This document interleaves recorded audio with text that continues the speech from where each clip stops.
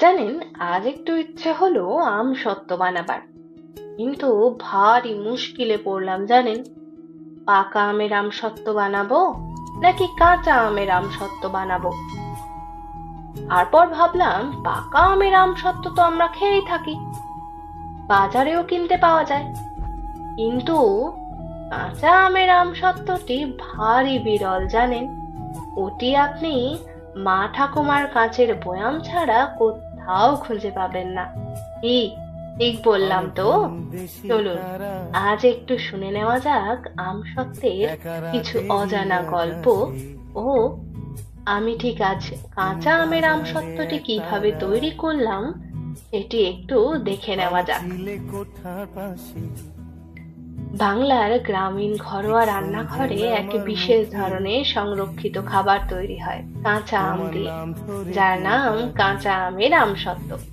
এটি ঝাল মিষ্টি টক স্বাদের এক অসাধারণ সংমিশ্রণ, যা বহু বছর ধরে বাঙালির গ্রীষ্মকালীন রসনার অঙ্গ হয়ে উঠেছে। কাঁচা আমের সত্ত্বে শুরু হয়েছিল বাংলার গ্রামীণ অঞ্চলে, যেখানে গ্রীষ্মকালে প্রচুর কাঁচা আম পড়ে থাকতো।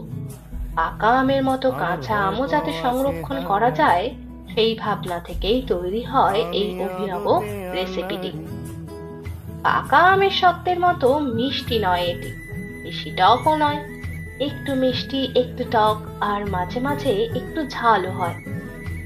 এটি অনেকটা চাটনি ও সানড্রাইড মেথডে সংমিশ্রণ বলতে পারেন। কাঁচা মিঠা আম সেদ্ধ করে তার রস বের করা হয়, আর তার সঙ্গে মিশে যায় নুন, ভাজা মশলা, চিনি বা গুড়। তারপর রোদে শুকিয়ে পাতলা স্তর করে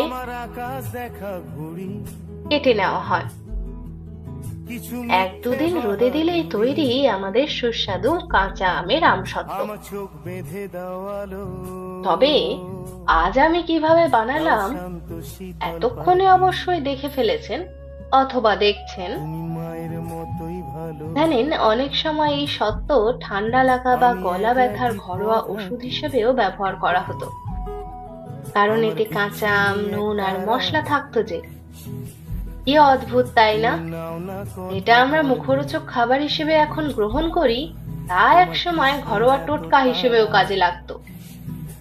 জানেন, এটি একাধারে গ্রীষ্মের জনপ্রিয় মুখরোচক খাবারও বলতে পারেন, যার স্বাদ একেবারে ভোলা অসম্ভব।